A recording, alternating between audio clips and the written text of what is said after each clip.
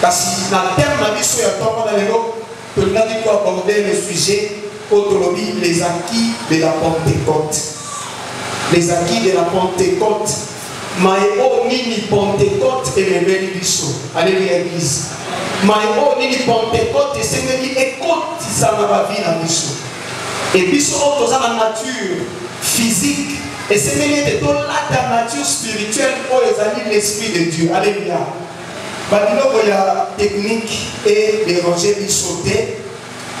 Tout ce à quoi l'Éternel nous fait passer bien aimé les apparatines. Ce qui nous a dit, période de Mokoko.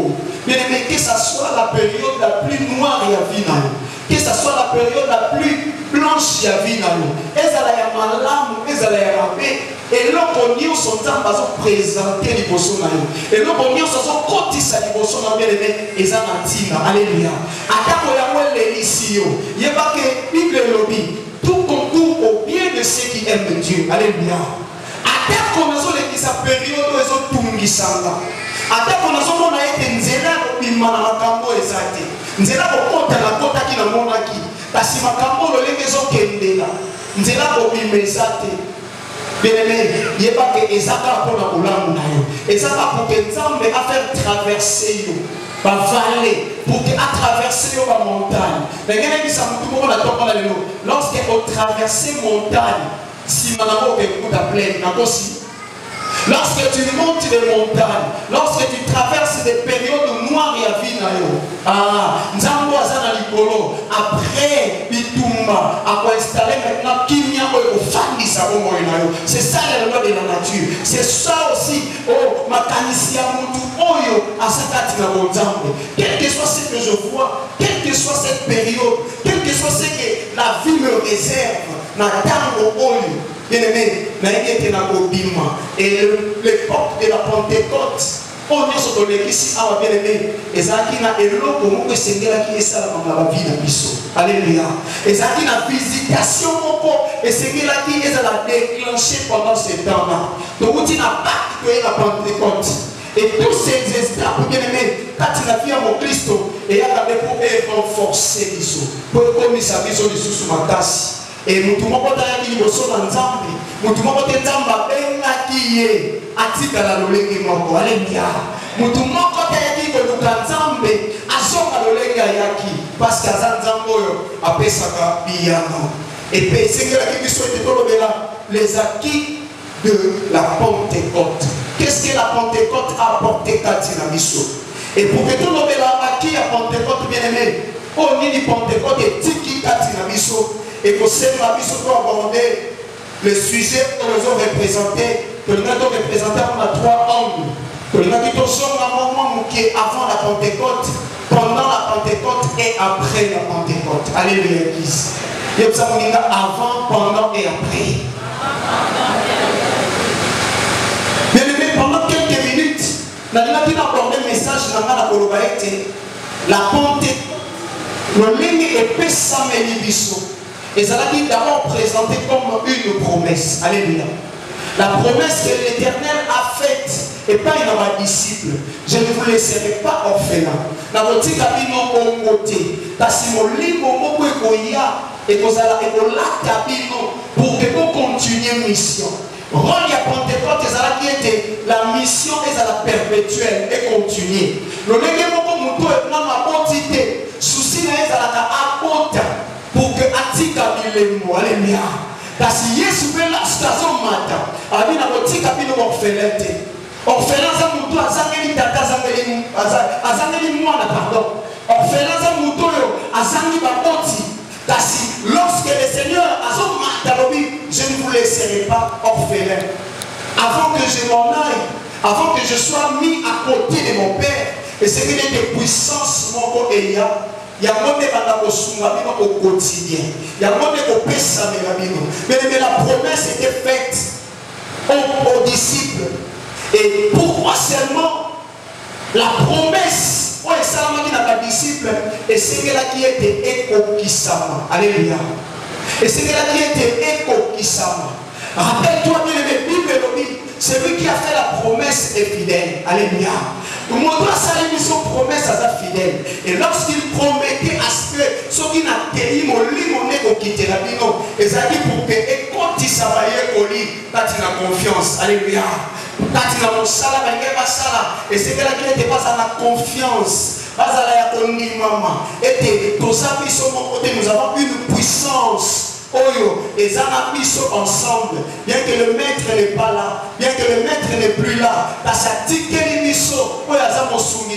tous les jours, le Saint-Esprit, comme étant un actif dans mon anneau, Azamo Sunginayo, Azamo doit renforcer au Nimanayo. Bien aimé, lorsque une de l'Omi était à l'effet de toutes les nations des disciples, parce que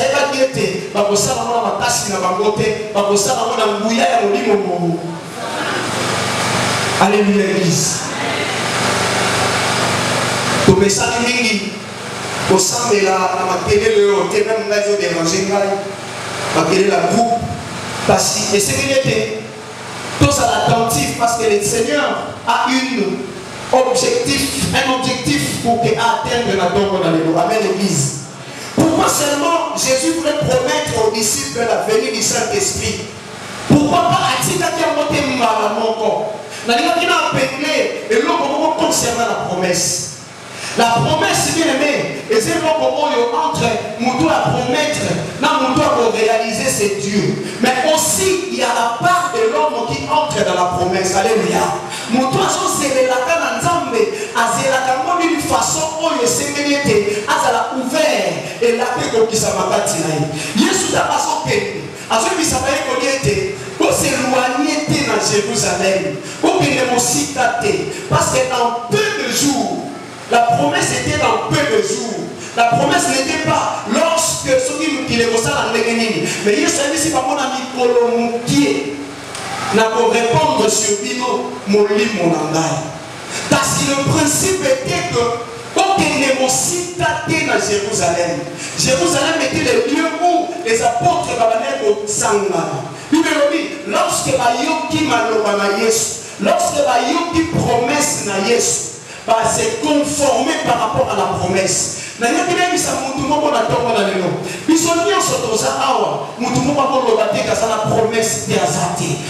tous qui sommes ici, nous sommes porteurs de la promesse. Que ce soit les promesses personnellement et aussi les promesses collectives qu'on a il y a des promesses collectives. Moi, on entend béni sur que au yami Yesu le voilà au continue mon bic ici au continue aligné à la promesse. Alléluia. Bible dit nanda konaye moi ça est comme kozala c'est une promesse. Alléluia. Au kozala tout au kozala muti la c'est une promesse. Yondo ko defisa parce yo ko defa c'est une promesse. Et quand il a mal en ensemble, Bible dit ceux qui sont mes serviteurs, ils monteront, ils iront loin, ils s'épanouiront. Et ça ma promesse. Mais mon doigt ça une promesse à sa fidèle. Parce que de la promesse à l'accomplissement, il y a ce qu'on appelle aussi la part de l'homme. Quelle était la part de l'homme? Quand il a promesse à Jésus, n'a pas eu un centre. Et ça qui était boutique à la paix de Jérusalem. Alléluia. Parce qu'elle n'est pas mollie. Parce que visitation, onction. Et il n'y a pas quitter lorsque partout le bazar dit peine à Jérusalem. Et ça mon gars peine à Jérusalem. C'est là où tu dois attendre, bien aimé, ta promesse. Même mon mari après 6 mois, si promesse y a l'ibala. Aïe, ça c'est un principe. Alléluia. Va fiancer bazar. So va fiancer bazawa, fiancer ouais ça va être un an qui va moi ça la boy.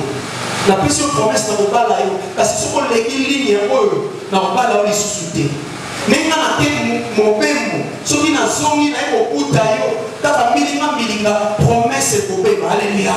La promesse était que quand il a la peine à Jérusalem, pour que ne aussi tâter. C'est là où devait descendre l'onction de Dieu. Nous tenions soit la promesse de l'aimer. Et ce qu'il était aux alana katina pour le banga nzambe. Et ce qu'il était aux alana et si quand on promesse et ce qu'il est au bout d'ailleurs. Alléluia. Et ce qu'il est aux alana bon endroit et au bon moment. Alors ils étaient assemblés sur la chambre haute en train d'attendre la promesse kobimisa makati na bango basangani et puis bezoloba Pierre abandaki kolendisa bato mosusu abandaki kopusana parce que c'est lui qui avait la clé ya makambo na nzambe bibelobi basangani bazalaki uni totanga na Acte chapitre 2 et tous à l'éclairer. Acte chapitre 2 verset 1 kino na 4 natangi na kombo na Yesu natangi na kombo na Yesu. Le jour de la Pentecôte ils étaient tous ensemble dans le même lieu. Tout à coup il vint du ciel un bruit comme celui d'un vent impétueux et il remplit toute la maison où ils étaient assis. Des langues semblables à des langues de feu leur apparurent, séparées les unes des autres, et se posèrent sur chacun d'eux.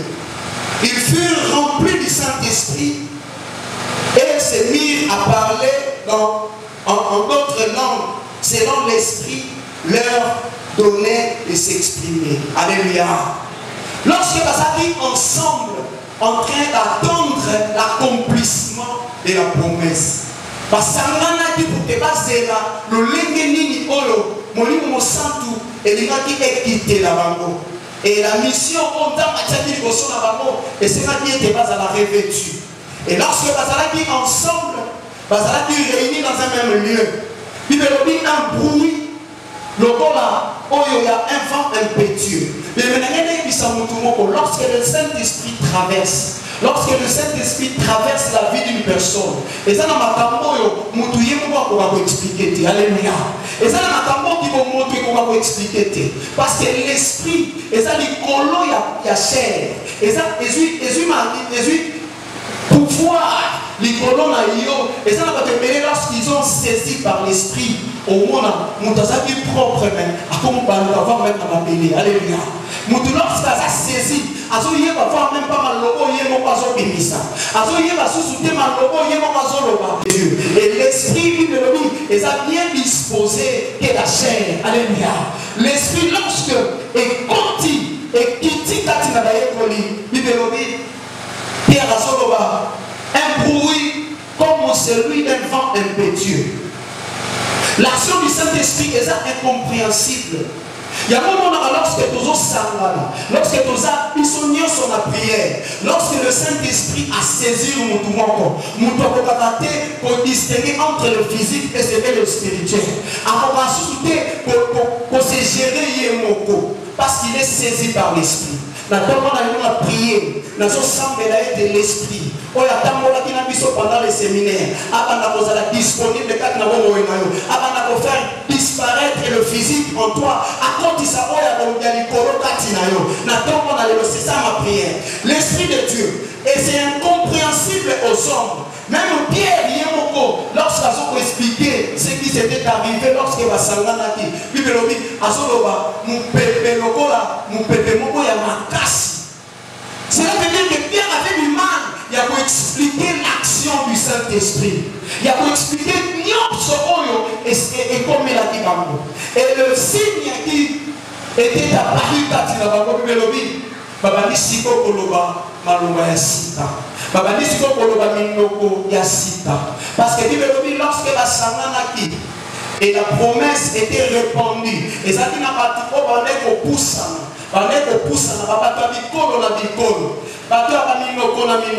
Et lorsque le Saint-Esprit est ici, alléluia. Babani koloba, ceux qui banyanga bayaki, et ça n'a pas tout passé au na kinyanga. Et ceux qui bangala bayaki bato passé au na lingala. Bibelobi, babani koloba minoko oyo et bandaki pour impressionner bato o. Bato passé au bayete, bato passé à pe kolo na bisoté. Le lengi kani bakomi koloba minoko na biso. Alléluia. C'est l'action du Saint-Esprit. Lorsque le Saint-Esprit descend, katina moto akoka se gérer et moto akotisa katina ye makambo ya sika azaki na ngote. Alléluia. Parce que lorsqu'il revient en toi, lorsqu'il agit en toi, il vient avec les dons et aussi les charismes spirituels. Alléluia. C'est l'action du Saint-Esprit. Lorsqu'il vient en toi, et puis il dit des langues semblables à des langues de feu. Mais il y a moto, il y a moto animé par les disciples pour que ne parlent pas ça sans malade. Alléluia l'église. Est-ce que vous pouvez compléter la table de ma boue pour ma casse? Je me suis demandé, bien aimé, pourquoi seulement le signe du Saint-Esprit était beaucoup plus représenté dans l'angle aux habits à Sita. Je me suis donné la réponse dans le bien que c'était pour barrer, pour briser la barrière. Pour briser la barrière par rapport à la mission. Alléluia. Par rapport à la mission, et personne n'a dit les disciples. Et c'est là qu'il n'était pas comme à Koloba. N'est pas comme à Yokabango, Bazo Zédéna. Alléluia. Pas comme à Koloba, même le langage. Pourquoi? Parce que la mission, et c'est là qu'il n'était pas s'adapter dans le terrain. Tout le monde a adapté, il y a lorsque il y a des côtés, voire même dans le milieu, où ils ont réglé. Dans mon monté, ils vont mettre la big main. La big main va la taper la mbate. Bato va vivre en Zamba. Le peuple va venir à indigène. Il y a un mototé. Pour notre côté, il y a un faux. Et c'est tout pour que briser barrière. Bien-aimé, lorsque tu es saisi par le Saint-Esprit, ma cassio Saint-Esprit a opéré ça. Ah, et ça pour que on brise barrière. On ne pas bateau, il y a une zambe, on dit ça va être une zambe, il y a bango, mais ça pour ça qu'il faut la bango. C'est l'action du Saint-Esprit. On brise barrière. On comme à un niveau, il y a un interlocuteur. Alléluia. Et ça va te donner les autres, il y a compliqué. Mais si tu es saisi par le Saint-Esprit, à l'auteur il y a mission parce que c'est lui qui accompagne, c'est le Saint-Esprit. Alléluia.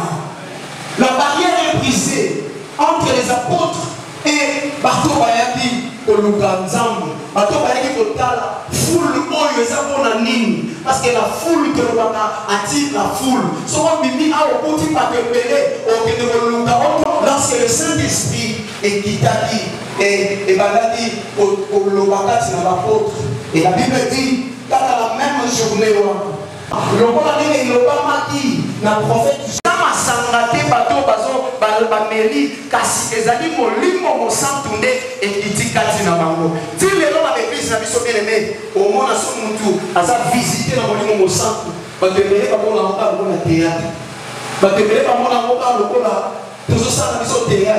et surtout des mini souvent visités, qu'elles sont visitées par le Saint-Esprit. Et ça n'a pas de c'est sûrement un vin doux. Et l'apôtre Pierre a pris la parole.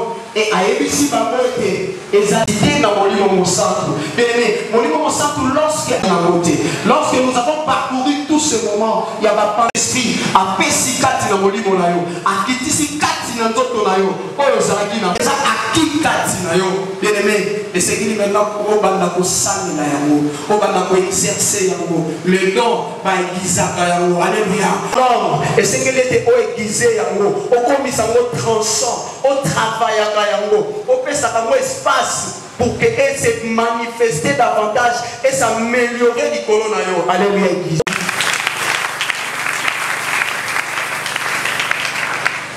Jésus, nous sommes les temples du Saint-Esprit. C'est à travers l'Esprit de Dieu. C'est à travers la force de l'Esprit de Dieu. À travers l'impulsion. Alléluia.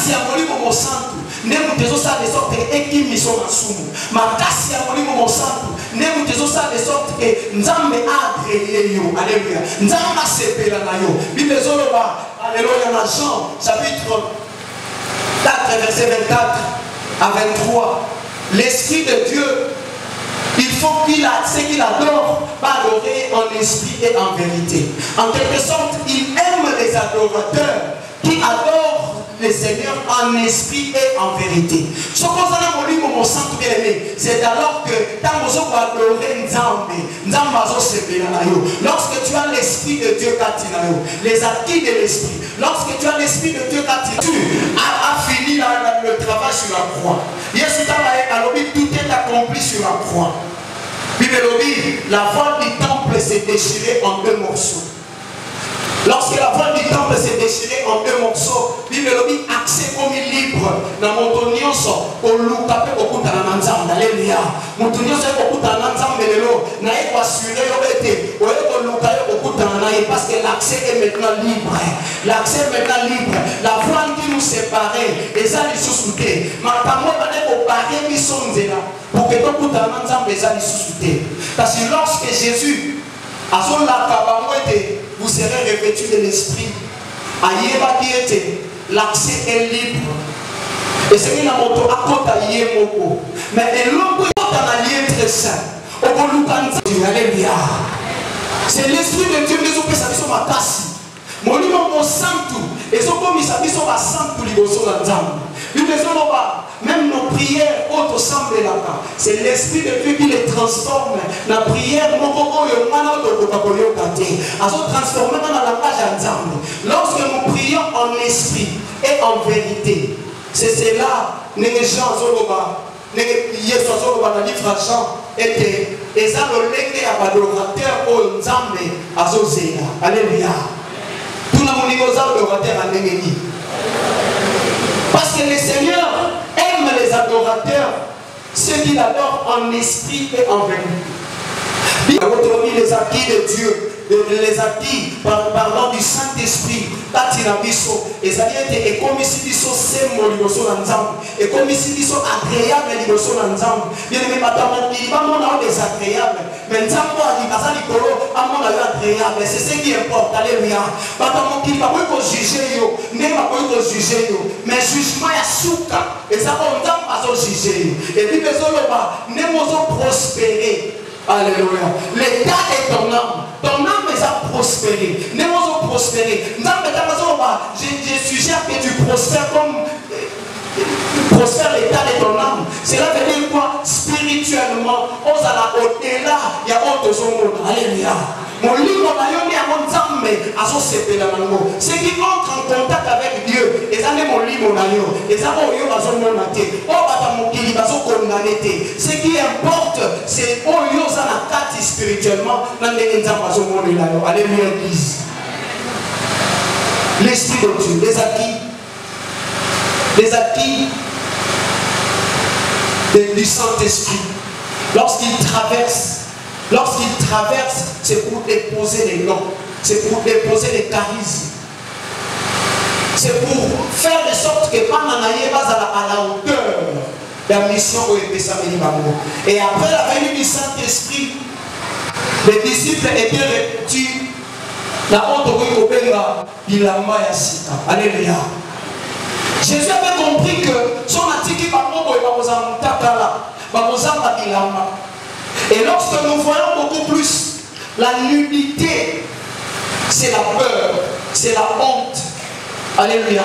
Mutuso azana bilambate awomona ete soni ekolataye akobanga va même kopima na miso watu. Mais lorsque le Saint-Esprit était déposé sur eux, et ça va la siko bilamba. Alléluia.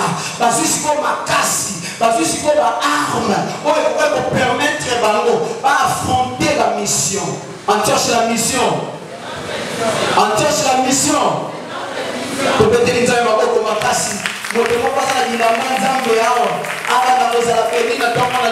Parce que lorsque le Saint-Esprit a continué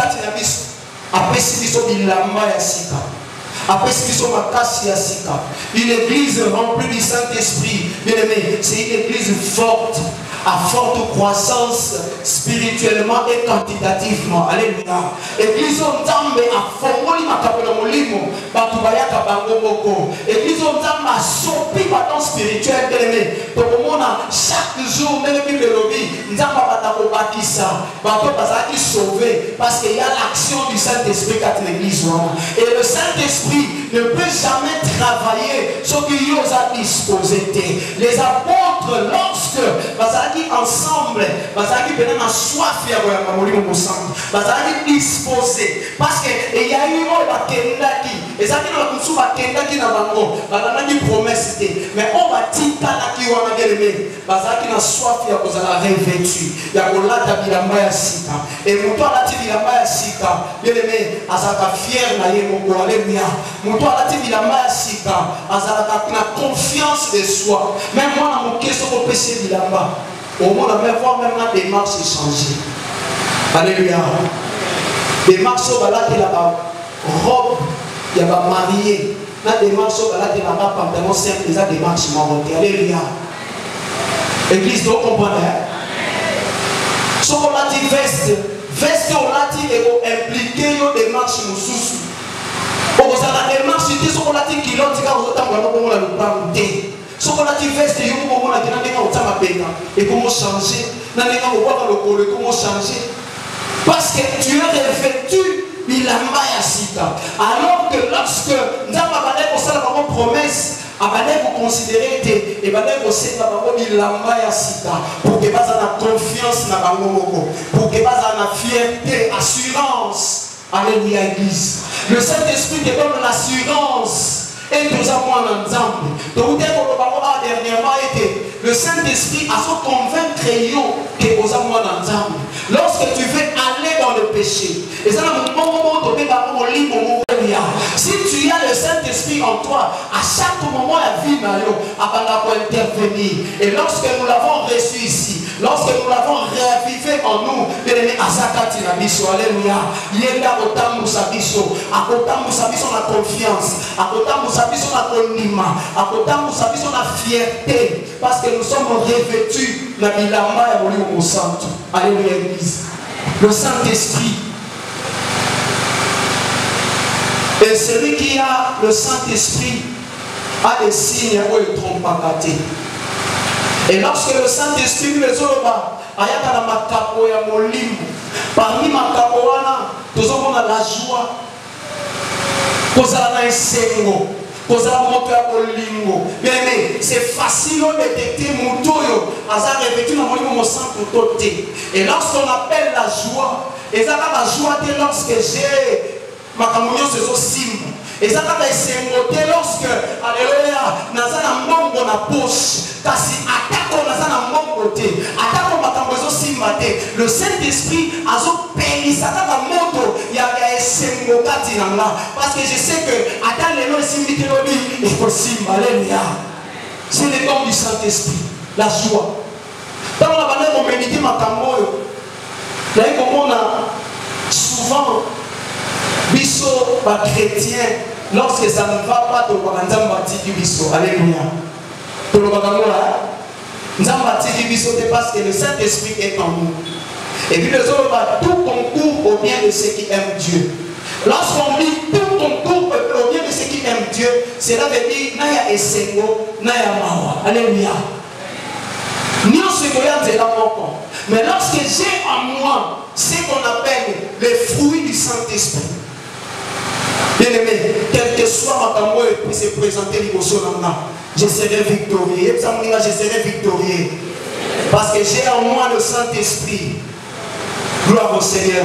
Pour le Saint-Esprit est venu pour qu'il réveille et pour que partout la monte. Parce que nous avons reçu l'esprit. Oh, il y a l'esprit à timidité. Le légé, baninga mususu, assemblée la dans sa thème. Nous n'avons pas reçu cet esprit-là. Alléluia, Église. Nous avons reçu l'esprit où ils ont permettre biso to yebisa nzambe où ils ont possibilité na biso. Alléluia. Parce que Bible dit invoque l'Éternel. Oh azali polo. Quiconque invoquera l'Éternel sera sauvé. Alléluia. C'est ça la parole de Dieu. Nous avons reçu l'esprit à réveil. Il y a côté élément. Il y a côté de parler ça ça comme malam. Il y a côté là ngomba oyo avec la foi et le mesika oyo et que le sika mususu. Et lorsqu'on appelle, lorsque nous avons un ngomba, nous avons la bibaka otokuta na manango. C'est lui qui a le Saint-Esprit. C'est lui qui a les acquis du Saint-Esprit katinaye. Bien aimé, à la maladie, le mois la maladie peut l'ombre. Alléluia. Parce qu'il a les armes. Et le Saint-Esprit a dit pour que tout ça édifié. Là on l'appelle le consolateur. A dit pour que tout consolidé. Nous avons déjà vaincu sur la croix et pour que tout accéder et c'est là qui était le Saint-Esprit. Le Saint-Esprit a l'efficacité de l'œuvre de Dieu. Alléluia. L'efficacité de l'œuvre de Dieu.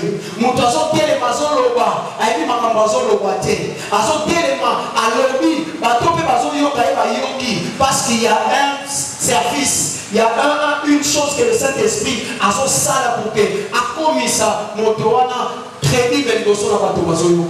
c'est le Saint-Esprit. Les fruits de l'Esprit et aussi les dons spirituels. Nous avons parmi les dons de révélation. C'est les acquis du Saint-Esprit. Il me dit lorsque les acquis revêtus, la prophétie et l'église, nous avons besoin aussi de par les prophéties. Amen, l'église. Et il y a aussi les dons de puissance.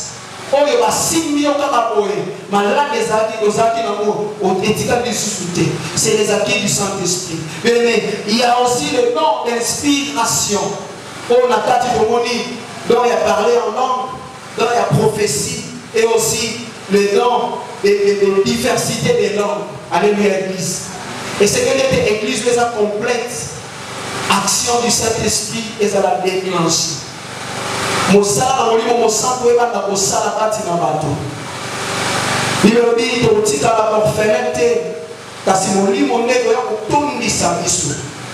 Et lorsque nous avons traversé toute cette période, bien aimé, et c'est qu'à tout moment, aux alaka na bosenga na molimo mosanto, le lenge esamaki okona Pentecôte. Lorsque vous êtes ensemble, pour ça, vous êtes molimo akita. Lorsque molimo kokita et que vous brisez la barrière et que vous ça va loin sur la terre au Kamabango. Parce que Bible dit, vous déjà au combat que vous allez persécuter. Mais lorsque l'Esprit de Dieu est acquitté, Bible dit qu'on parle à Elongwaki. Nous allons briser, nous allons caler pour que va atteindre pour les acquis mission et les acquis brisés. Maintenant, on a le bien aimé. Pour ces gens, mes amis, molimo santo, abana siko yo osala réellement katina bomo inayo. Okotambola kali susu yo mokoté, okozala kali susu yo mokoté. Même dans mon salon, c'est la kantambo, c'est la tambe yo mokoté, parce que osa revêtu de la maya sika. Oh, la robe de la gloire est revêtue yo. La robe de la gloire, c'est le Saint-Esprit dans ton monde. Lorsque tu es revêtu de la robe de la gloire, et l'on soyo kosima na maboko physiquement et kosima parce que vous avez la robe de la gloire. Robe de la gloire, ils ne les a jamais tachés parce qu'ils ont la robe de la gloire. Lorsque tu seras revêtu de la robe de la gloire, oui, nyonso koloba et kosalama, likona bana, likona mobali na yo, likona nyonso ezaya yo parce que tu es revêtu d'une puissance. Alléluia, l'église, télémato sambela, bien-aimé. Zamba bana ko revêtu. Le la puissance le la vent nouveau est acquis. Lorsque tu es revêtu, même après la Pentecôte, même après Alléluia, même après Alléluia, lorsque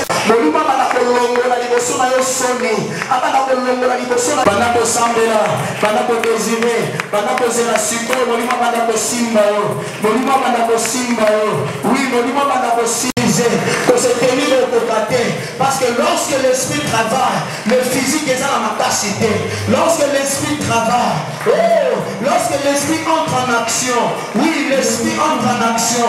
Mon limo est tout à citer en action. Mon limo est tout à citer en action. Oui, il est montré à la disparaître. On va la homme spirituel. Na tomba na lelo, na ministère na yo, Nicolas na bana na yo, on la homme spirituel. Oui, à perfectionner yo, à personne ma kasi, na tombe na Yesu Masia, le Saint-Esprit.